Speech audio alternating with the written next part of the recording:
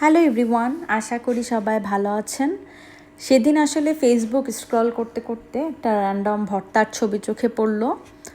তো সেটা দেখে এমন ক্রেভিং হলো, মনে হলো যে এক্ষুনি বানিয়ে ফেলতে হবে। তো সেই ভাবনা থেকেই আসলে আমি এই মজার চিংড়ি দিয়ে ব্রোকলির ভর্তাটা বানিয়ে ফেললাম। এটা খুবই সহজ এবং খুবই মজার।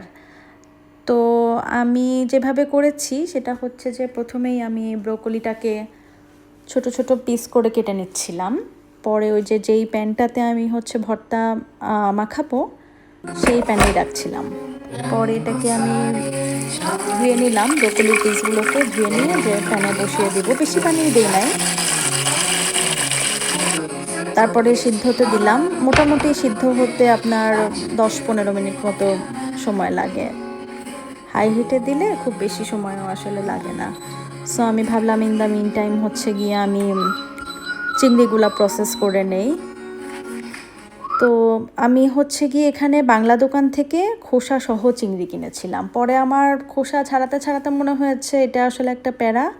আমি যদি একদম প্রসেস করা ক্লিন চিংড়ি কিনতাম সেটা বরং বেটার হতো, আমার জন্য একটু ইজি হতো, আরও হ্যাসেল ফ্রি হতো। তো তারপরেও কষ্ট করে এই যে চিংড়িগুলো প্রসেস করলাম। এর মধ্যে আপনার ব্রোকলি সিদ্ধ হয়ে গেছে। তারপরে আমি একটা বড় সাইজের পেঁয়াজকে কুচি কুচি করে কেটে নিলাম ভর্তাতে দেওয়ার জন্য। দেন গিয়ে ভর্তার জন্য আপনার প্যানে সরিষার তেল গিয়ে বসালাম।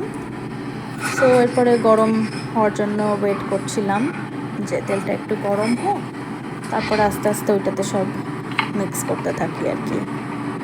তেল গরম হয়ে আসলে তারপরে ওটার মধ্যে গিয়ে চিংড়ি ছেড়ে দিলাম, ক্লিন চিংড়িগুলা ওগুলা ছেড়ে দিলাম।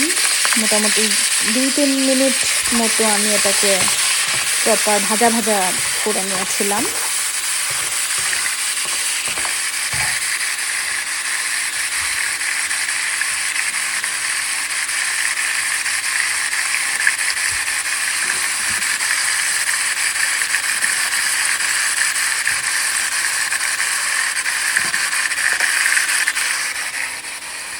পরে আগে থেকেই আলাদা করে রাখা রসুনের কোয়া, 5টা থেকে 6টা রসুনের কোয়া এটাতে মিক্স করলাম। দেন 6টা থেকে 7টা কাঁচামরিচ দিয়ে দিলাম, যে যেরকম ঝাল খায়। আমার কাছে ভর্তার সাথে একটু বেশি ঝালই মজা লাগে, তো আমি অনেকগুলো মরিচই দিয়েছি। তারপর এটাকে হালকা করে নাড়াচাড়া করতে লাগলাম আরও।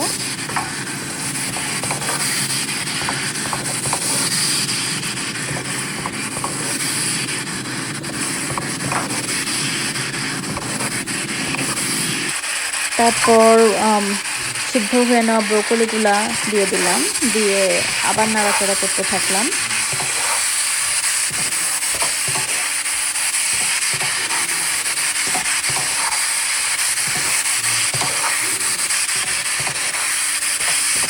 একটু সব মিক্স হয়ে গেলে তারপরে আগে থেকে কেটে রাখা যে পেঁয়াজ কুচিগুলাও দিয়ে দিলাম।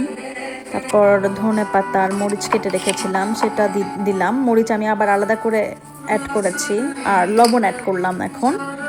তারপরে ধনে পাতা অ্যাড করলাম, ধনে পাতা অ্যাড করে সব গিয়ে আবার একটু মিক্স করে পরে আমি ঠান্ডা হওয়ার জন্য একটু রেখে দিয়েছিলাম। দেন একটু ঠান্ডা হলে এটাকে আমি হাত দিয়ে ভর্তা যেভাবে মাখায় জাস্ট এভাবে মেখে নিলাম, এই তো হয়ে গেল।